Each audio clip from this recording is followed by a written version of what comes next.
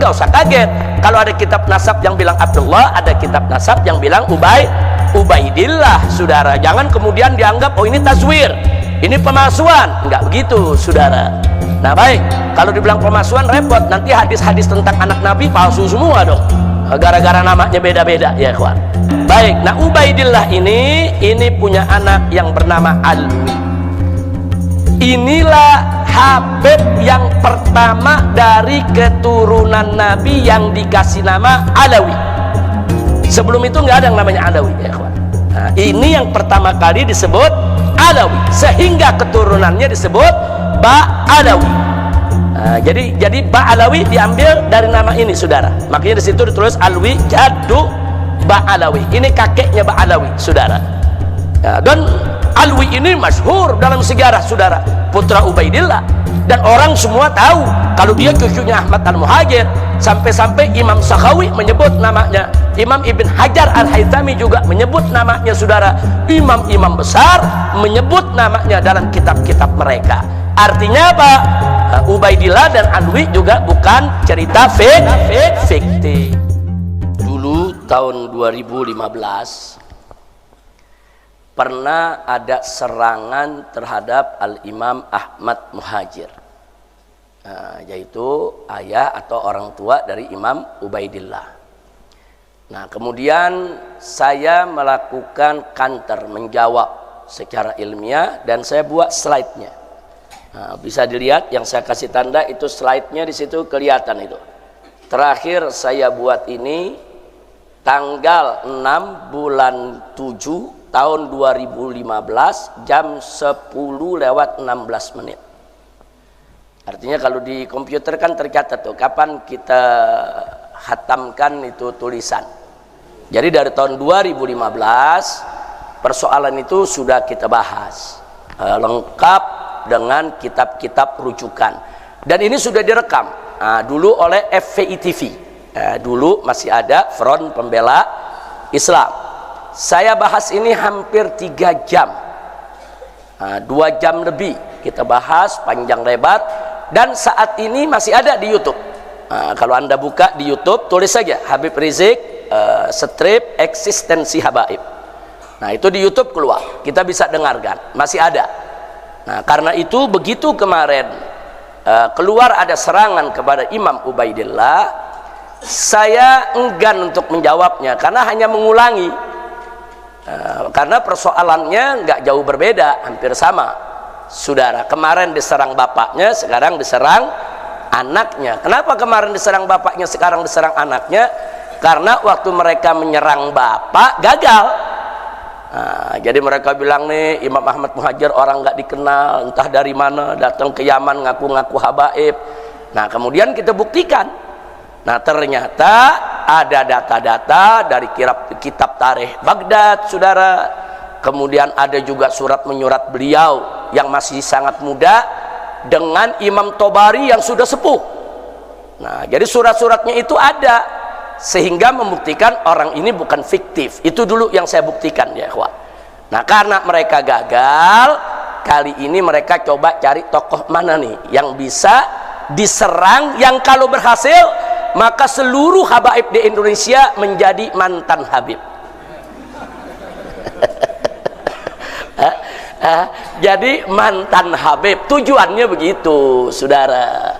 Nah, maka itu kemarin saya dorong, saya punya menantu Habib Muhammad Hanif bin Abdurrahman Al-Attas untuk menjawab dengan data-data yang saya sudah kumpulkan, ditambah dengan data-data baru yang dikumpulkan Habib Hanif, dan itu juga sudah dibuat rekaman.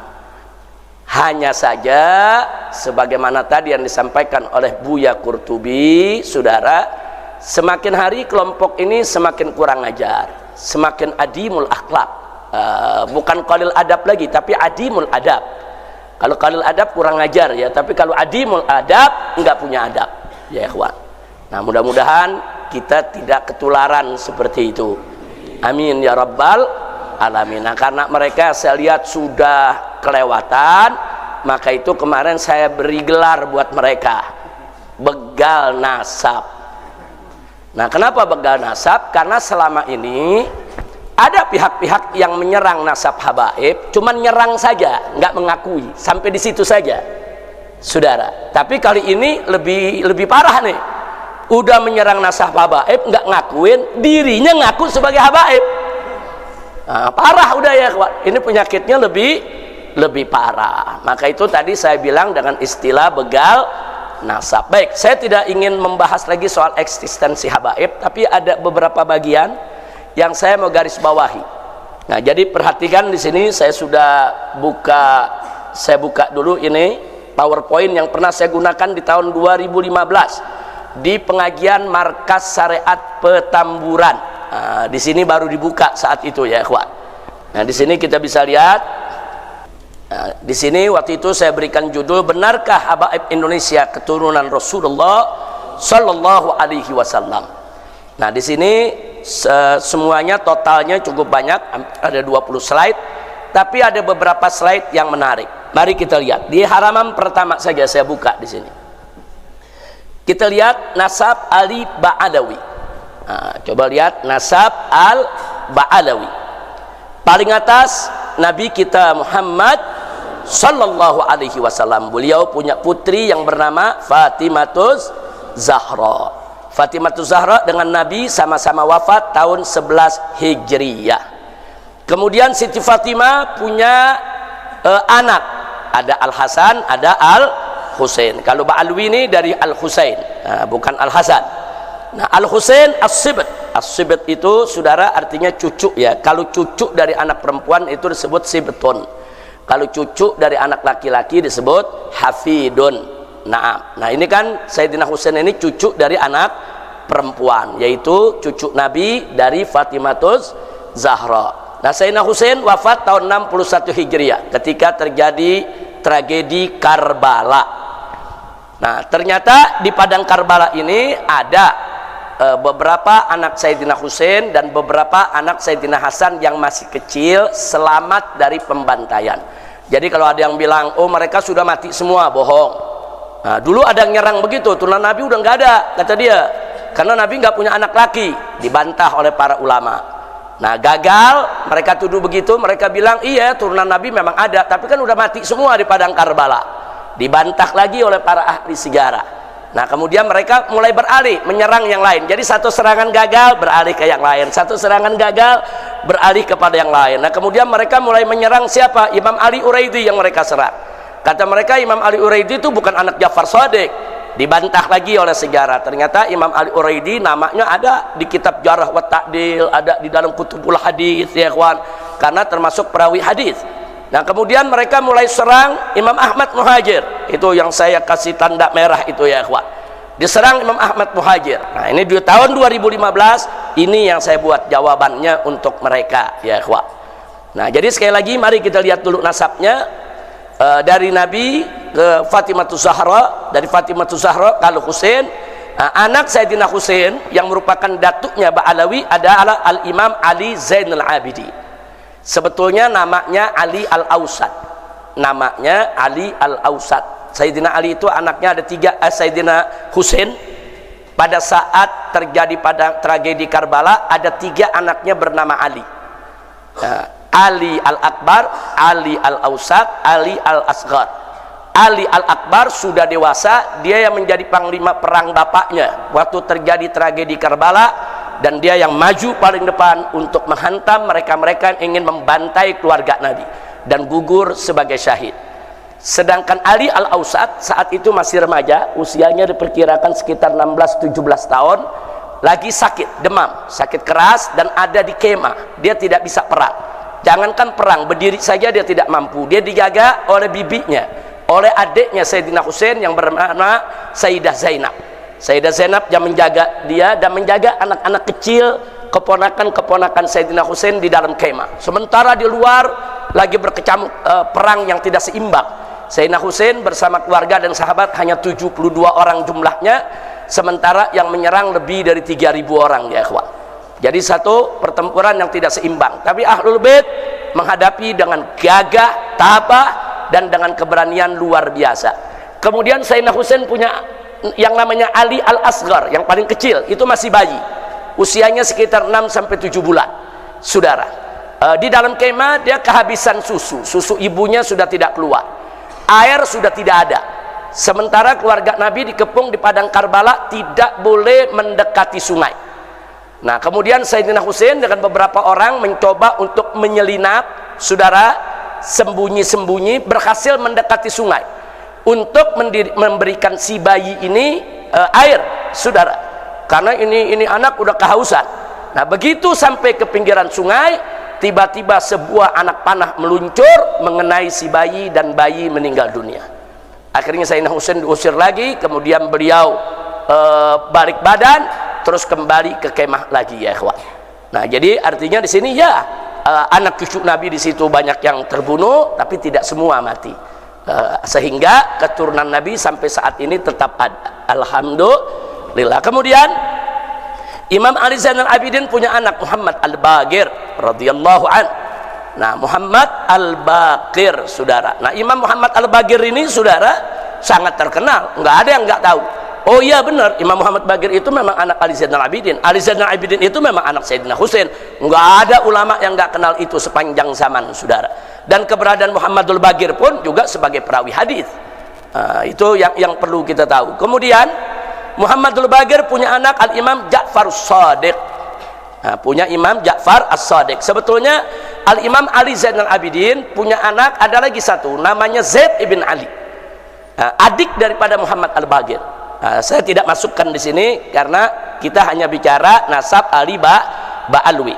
Nah, Zaid itu juga mati terbunuh. Zaid itulah yang akhirnya diimamkan oleh yaitu mazhab Zaidi, saudara. Nah, kalau kita tahu mazhab Zaidi, itu Imam Zaid putra dari Imam Ali Zainal Abidin. Nah, jadi Imam Ali Zainal Abidin pesan kepada anaknya Muhammad Baqir dan Imam Zaid, saudara, kita menjauh dari politik, kita jangan dekat dengan penguasa, kita didik saja umat, berdakwah, saudara, zuhud dan lain sebagainya. Muhammadul Baqir laksanakan pesan ayahnya, tapi Zaid menyampaikan kepada ayahnya dan kepada kakaknya nggak bisa. Kita kalau umat ini nggak boleh kita tinggal, paling tidak harus adalah satu dari Ahlul Bait yang tampil memimpin mereka, jangan sampai mereka dizalimi. Dengan prinsip semacam itu, Zaid keluar memimpin umat, dan Zaid juga mati terbunuh, ya ikhwan. Zaid mati dibunuh, saudara. Baik, kembali ke Muhammad Al-Baqir yang wafat tahun 118 Hijriah. Beliau punya anak Al-Imam Ja'far As-Shadiq. Imam Ja'far As-Shadiq ini sahabat Imam Abu Hanifah, saudara. Ya, jadi Imam Abu Hanifah meninggal tahun 150 Hijriah, sedangkan Imam Ja'far As-Shadiq meninggal tahun 148 Hijriah. Maka itu Imam Ja'far As-Shadiq pernah belajar ke Imam Muhammad Al-Baqir, saudara, bahkan pernah mendapat teguran dari Imam Ali Zainal Abidin.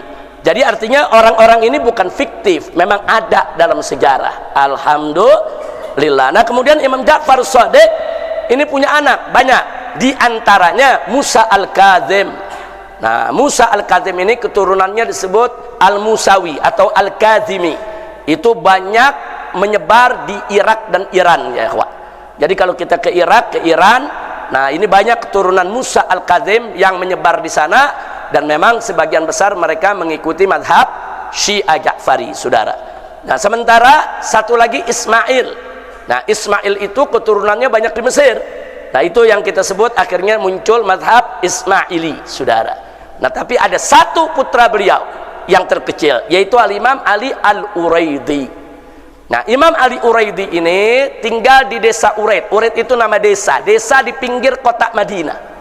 Nah, waktu saya pertama kali sekolah di Saudi Arabia, saya pernah berusaha untuk ziarah, dan saya dapatkan. Waktu itu saya ikut rombongan Habib Zain bin Smith, saya punya guru, rame-rame bersombongan dengan para santri. Kita ziarah ke Masjid Al-Imam Ali Uraidi dan magamnya di samping masjid, ya ikhwan. Jadi itu masih ada. Tapi beberapa tahun yang lalu, setahu saya 10 tahun yang lalu, itu diratakan oleh pemerintah Saudi. Jadi masjidnya sudah dibongkar rata, magam Imam Ali Uraidi juga dibongkar, saudara. Dan perbuatan semacam ini sangat berbahaya, karena ini kan bukti sejarah. Kalau makamnya dibongkar, nanti bukti sejarah hilang, saudara. Nah, katanya dipindahkan ke Baqi Al-Gharqad. Wallahu a'lam, setahu saya dipindahkan ke Baqi Al-Gharqad. Tapi sebagaimana kita tahu di Baqi Al-Gharqad kan nggak ada nisan yang pakai nama, ya ikhwan. Nah itu semua terjadi. Tapi alhamdulillah saya dengan rombongan saya punya guru pernah beberapa kali, bukan sekali, kita setiap malam tertentu dalam 1 bulan datang kita ziarah, saudara. Masih ada masjidnya, masih ada magamnya ketika itu. Jadi Uraid itu nama desa Al-Uraidi. Nah jadi Imam Ali Al-Uraidi ini juga seorang perawi hadis, saudara.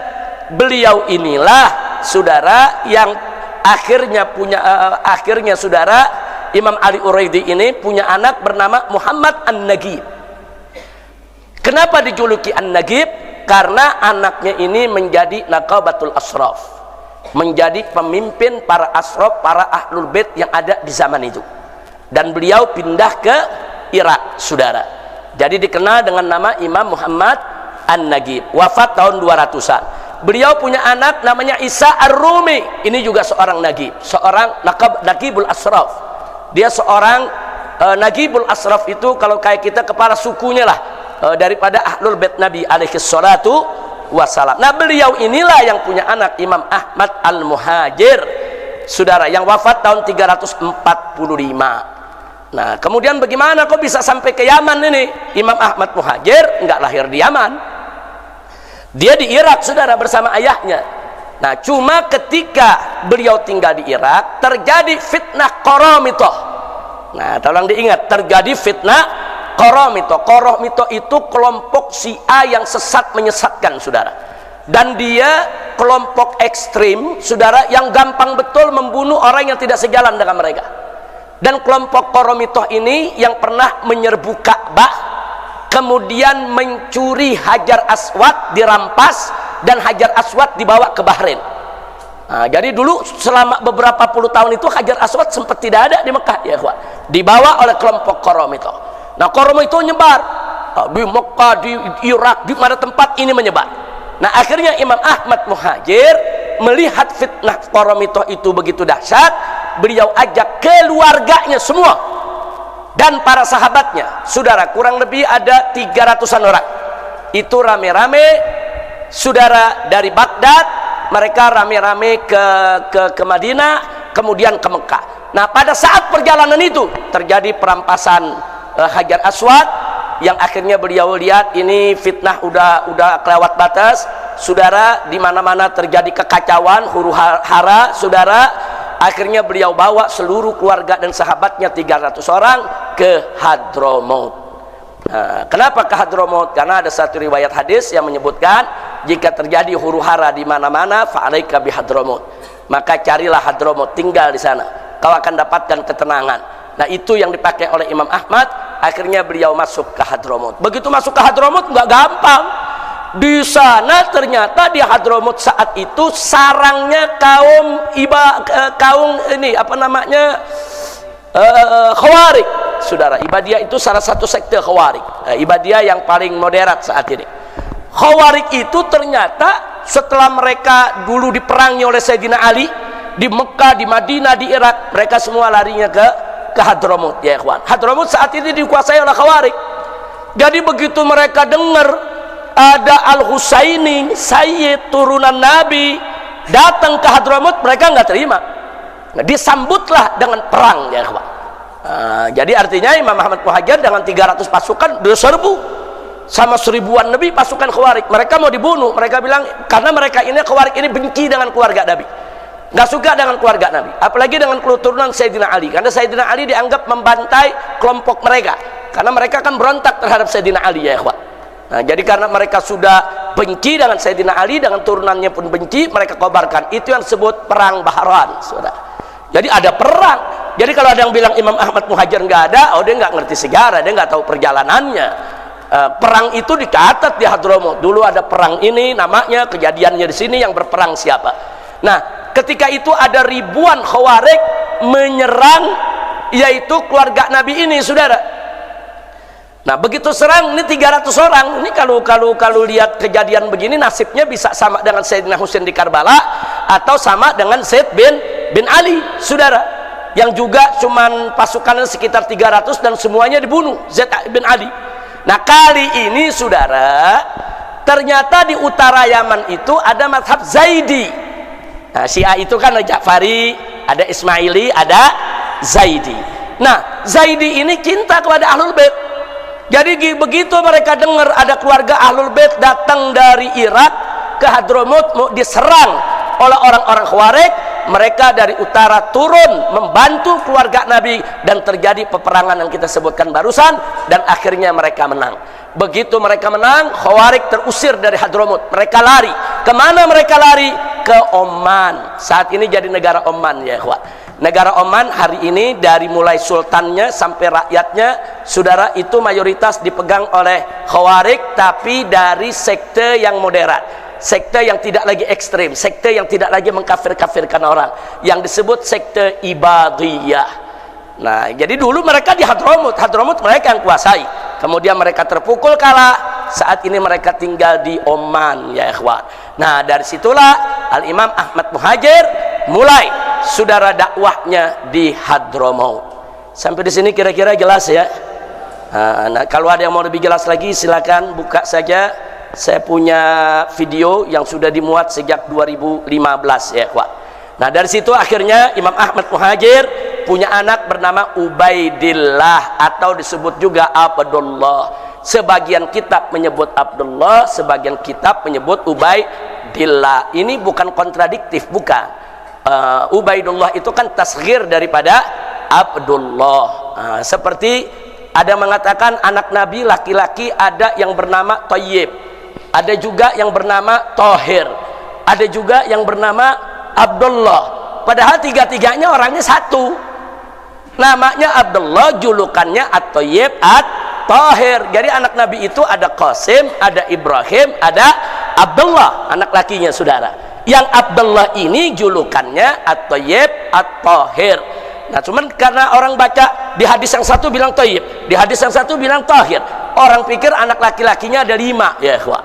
Nah, padahal Abdullah, Thayyib dan Thahir satu orang. Kira-kira jelas gak? Ini untuk memudahkan pemahaman, jadi nggak usah kaget kalau ada kitab nasab yang bilang Abdullah, ada kitab nasab yang bilang Ubaidillah, saudara. Jangan kemudian dianggap oh ini tazwir, ini pemalsuan. Enggak begitu, saudara. Nah, baik, kalau dibilang pemalsuan repot, nanti hadis-hadis tentang anak Nabi palsu semua dong, gara-gara namanya beda-beda, ya ikhwan. Kira-kira jelas tidak? Jelas semua ya. Baik, nah Ubaidillah ini punya anak yang bernama Alwi. Inilah Habib yang pertama dari keturunan Nabi yang dikasih nama Alawi. Sebelum itu nggak ada yang namanya Alawi, ya ikhwan. Nah, ini yang pertama kali disebut Alawi, sehingga keturunannya disebut Ba'alawi. Nah, jadi Ba'alawi diambil dari nama ini, saudara. Makanya di situ ditulis Alwi jaddu Ba'alawi. Ini kakeknya Ba'alawi, saudara. Nah, dan Alwi ini masyhur dalam sejarah, saudara, putra Ubaidillah, dan orang semua tahu kalau dia cucunya Ahmad Al-Muhajir. Sampai-sampai Imam Sakhawi menyebut namanya, Imam Ibn Hajar Al-Haythami juga menyebut namanya, saudara. Imam-imam besar menyebut namanya dalam kitab-kitab mereka. Artinya apa? Ubaidillah dan Alwi juga bukan cerita fiktif. Sampai di sini jelas? Baik, kita lanjutkan secara singkat. Dari Alwi lahir anaknya namanya Muhammad, Muhammad lahir lagi namanya Alwi. Nah, dikasih nama kakeknya Alwi. Jadi ada 2 tuh yang namanya Alwi, saudara. Nah, kemudian yang berikutnya, saudara, ada lagi Ali Khalid Ghassam. Nah, Ali Khalid Ghassam ini, saudara, tinggal di Yaman.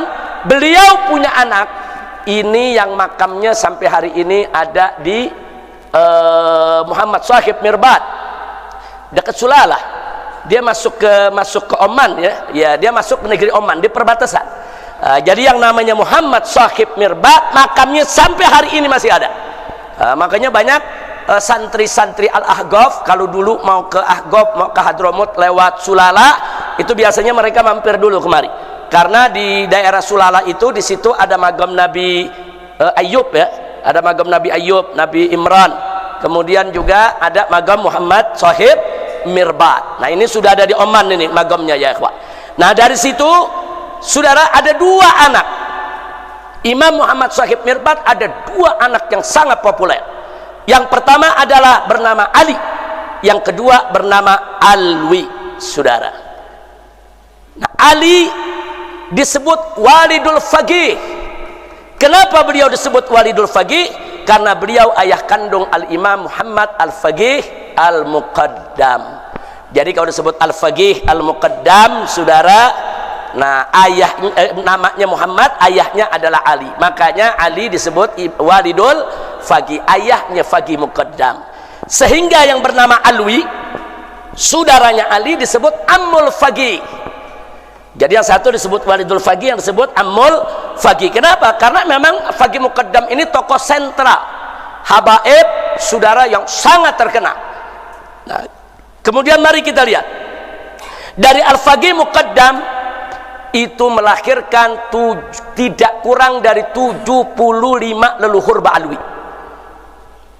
Hampir semua ada di Indonesia. Ini marganya. 75 leluhur ini 75 marga ya ikhwah. Sementara dari Ammul Faqih itu melahirkan tidak kurang dari 15 leluhur Ba'alwi. Yang salah satunya adalah Azmat Khan. Nah, Azmat Khan inilah yang akhirnya melahirkan para wali songo. Ini saya sudah jelaskan dari tahun 2015 ini ya ikhwan. Nah, makanya kalau Anda baca buku saya yang berjudul FPI Dialog Amar Ma'ruf Nahi Munkar, saya cantumkan di sana nasab wali songo secara lengkap sampai kepada Pangeran Yusuf atau yang tadi disebut Maulana Yusuf oleh Kiai Qurtubi, saudara. Sampai di situ itu nasab tercatat, saudara. Nah, jadi supaya kita tahu inilah uraian nasab para habaib Ba'alwi dan uraian nasab wali songo. Ternyata wali songo dan para Ba'alwi ini mereka bersaudaranya di mana? Mereka bersaudaranya satu datuk di Imam Muhammad Shahib Mirbat. Nah, saudara. Nah, baik. Nah, pertanyaannya sekarang, kenapa kok yang wali songo datuknya nisbahnya ke Asmat Khan? Asmat Khan itu terkenal di India, saudara.